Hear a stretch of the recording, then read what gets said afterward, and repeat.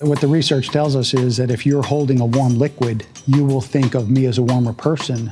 I've actually heated the cups with coffee or tea, and I would actually hand that to the person so that they would at least be holding a warm liquid and hopefully think of me as a warmer person.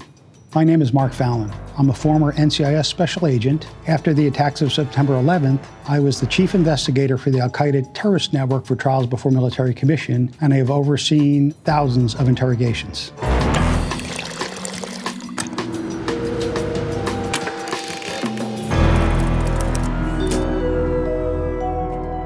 Today we're going to be breaking down interrogation scenes in TV and film. This scene is from Knives Out. Harlan's nurse, she was at the party in a professional capacity. Marta? I guess. Harlan hired her to be around to take care of whatever medical needs popped up. But really, she's like part of the family. Daniel Craig does a nice job of strategic interrogation, practicing what's known in the research is the strategic use of evidence. Clearly, he has done his research and planning, and then he is strategically utilizing different pieces of information in what we call the funnel approach, where you start broad and then you narrow down the information that you're giving out to see what the responses are. And when you utilize a SHARP technique, you never let the person you're talking to know what's important. And that way they don't know what to hide or resist telling you. Are you baiting me, detective? You know he doesn't. And if you think I am dumb enough to be baited into talking family business... Just because a person resists answering a question doesn't mean that they're guilty of a crime. They may be withholding information, but it may be for a reason totally unrelated to the case you're investigating. Harlan never allowed any adaptations of his books. Hated the idea. No. Yeah! Drives Walt nuts, because that's where the real money is. Daniel Craig does a nice job articulating his questions so that he is doing more listening than he is asking questions. In an interrogation, I think it's critical to kind of take a step back. The technique that I instruct, the SMART technique, the strategic methods of assessing reliability and truth, involves a first interview followed by an assessment and then another interview to explore those gaps that you've now determined based on your analysis. And that's what we saw in Knives Out. The LeBlanc character is someone that I would be happy to work with in the field. Of course, I don't think I'd have all those knives out in an interview room, but good for the movie. This next scene is from Brooklyn Nine-Nine. What are you smiling about? How uncomfortable this guy is. Jacked up the thermostat, got the table all sticky, made one of the chair legs too short. The wobbly chair is another one of those old urban legends. When I came on the job in the 70s, they talked about trying to make the person interviewed so uncomfortable or off balance. There's actually no validity whatsoever to it. What you saw was some negative priming. Jake Peralta appeared to try to make the witness uncomfortable. And that's the exact opposite thing that you want to do. You want the person to relax. You want to diminish resistance, not increase resistance. What you want them to do is what we call liking, because cooperation is volitional. You want the person to want to help you along, not make them uncomfortable in the interview process. What the research now tells us is that the standard interrogation room that you normally see on television and that you actually see in many police departments is the exact opposite of what you would like. In the more progressive departments now have what many call a soft room, which has nice, comfortable furniture in it, may have windows in it to open up. That would be a more conducive environment to get information from somebody. From the scenes I've seen from Detective Peralta, he seems to have a great sense of humor, have a lot of enthusiasm, which are things that I would like to have on my team, but I don't know about his police work. This scene is from The Dark Knight. I'm gonna need a cup of coffee. The good cop, bad cop routine? Not exactly.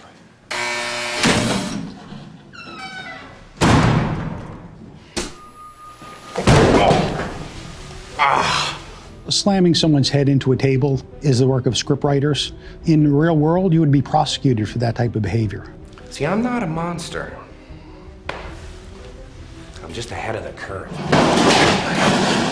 This wasn't an interrogation, this was just a beating. The Batman movies are great entertainment, but they don't mimic reality whatsoever. The goal of any interview or interrogation is to elicit information.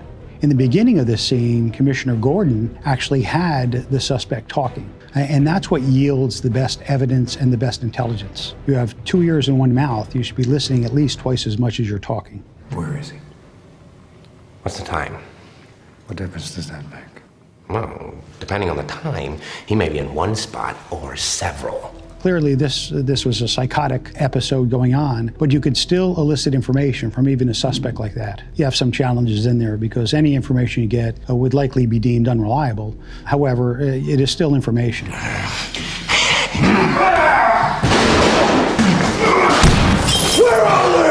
What occurred here was ineffective managing of behavior. So when you have someone who is like that, you don't want to escalate because the behavior will escalate.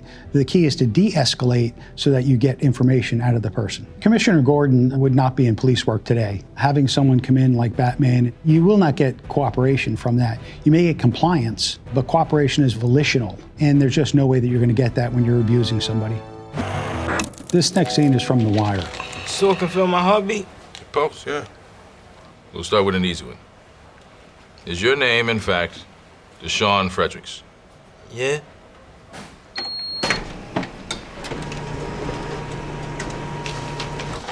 True. The scene here with the copier is one of these urban legends that's been around for decades. What Detective Bunk does here is jeopardizes his investigation. If that suspect did give information, it would be ruled inadmissible in a court of law. And it would really embarrass the department. And did you and Monell shoot your boy Pookie down on Carey Street just like Monell said you did? Nah, no.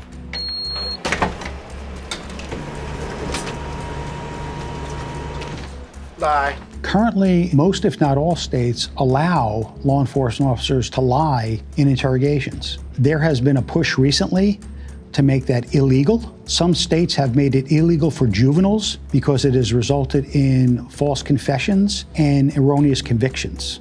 So Detective Bunk is practicing some things that we are moving away from. I used to teach because I was taught that an innocent person would not confess to a crime they didn't commit, and that's absolutely inaccurate.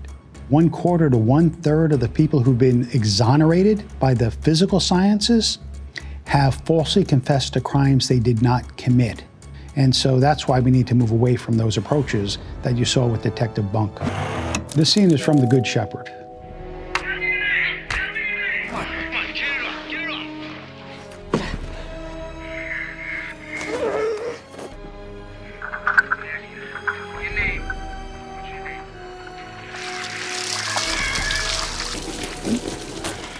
Tell me your name. I think this is an excellent example of the EIT program, Enhanced Interrogation Techniques, in which the CIA tortured prisoners. It was part of the CIA MK Ultra program, and Kubark Counterintelligence Manual has these practices in it. What you saw there is the manner in which the CIA was torturing prisoners to extract information that gravitated to Guantanamo and Abu Ghraib. They are illegal, immoral, ineffective, and counterproductive. And what you saw in that tape are war crimes. Sir, this is lysergic acid diethylamide. It's called LSD, and we've had some very favorable results as a truth serum. The CIA went and elicited assistance from the most prominent psychologists and psychiatrists in the world and started experimenting with different type of drugs with the thought that they could elicit intelligence from that. And each and every time the CIA has experimented in this way, it has resulted in some type of prisoner or detainee death. There's no truth serum. Sodium pentothal doesn't work. It will get people to talk. You just won't be able to understand, or there won't be any coherence to it. What happens is what's called the signal to noise ratio. Even if they told you something that was accurate and reliable, it would get mixed up and garbled with a bunch of other inaccurate and unreliable information, and it would be difficult to tell the difference. I think The Good Shepherd is an excellent movie to watch because it does accurately depict some actions of the CIA, and you can see the results that occurred. It's just not an excellent movie about obtaining reliable information. This scene is from the Watchmen TV series.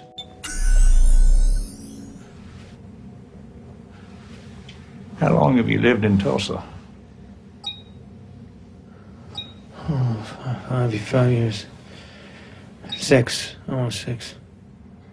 What'd you have for breakfast this morning? Cereal, I think. If I defecated on the American flag, how would that make you feel? Confused.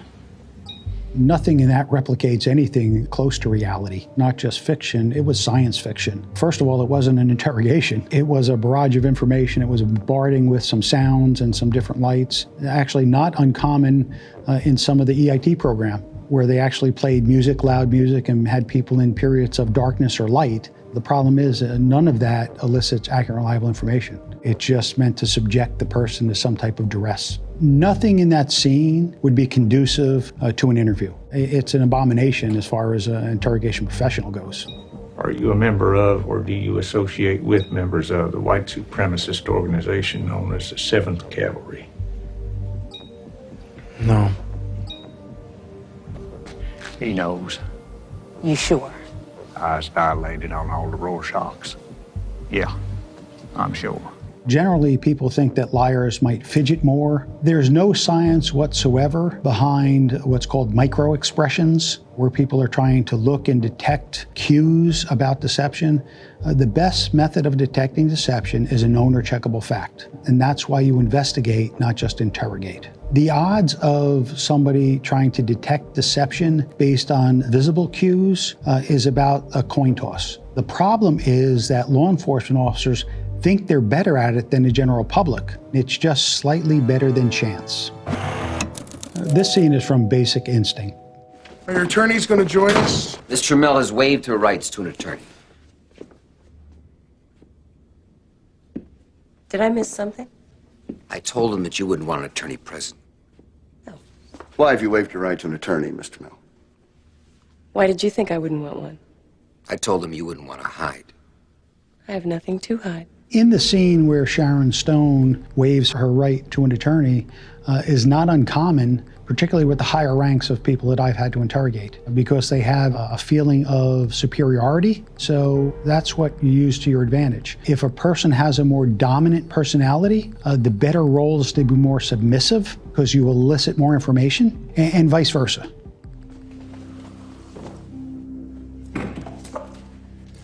You like playing games, don't you? I have a degree in psychology. It goes with the turf. The scene from Basic Instinct has several red flags. You would never want to have weapons displayed. That could be used by a defense attorney to say there was some type of coercion with the display of weapons. If I were in charge, it would be a much smaller interview team. It would be me and a note taker. There may be a team that's supporting the interrogation, but usually on a monitor or behind a mirror, having a team of goons sitting around a semicircle of a beautiful woman is just totally unrealistic. You want to develop a rapport, and that's not a team sport. Would you like a cigarette, Nick?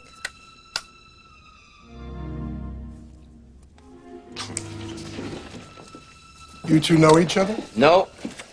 No. If I was the lead investigator and there was a apparent connection between Sharon Stone and Michael Douglas, there would be a break called. We would go outside and try to get to the bottom of what this apparent relationship was. And I don't think that I would have Michael Douglas back in the interview room with me on this particular case.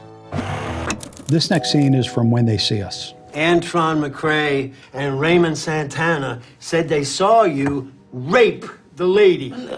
I never saw no lady. Who are you talking about? The lady in the park.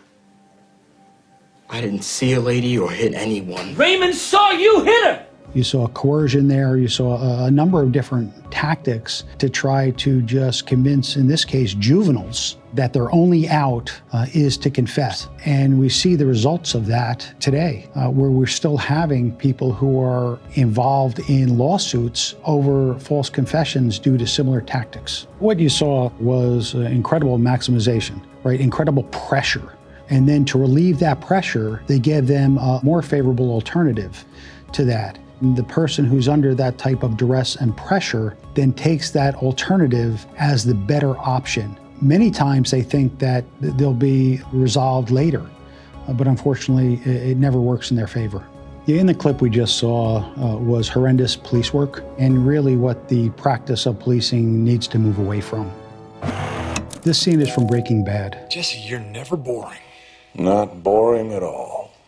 So, come on, buddy. Share with us.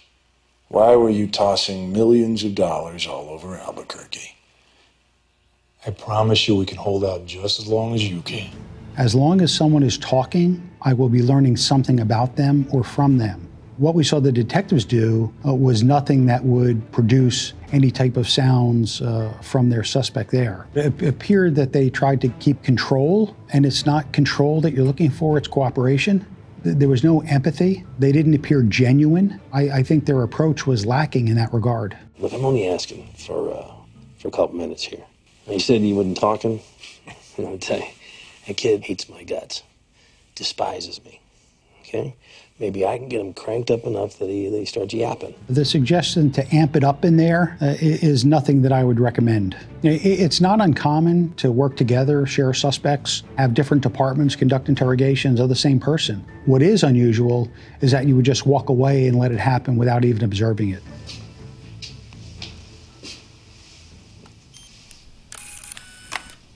Videotaping of interrogation in many states is mandatory because it captures a depiction of what happens in the room. Clearly in the scene, it's personal for Hank, and turning the tape off, it's a red flag that goes up right there.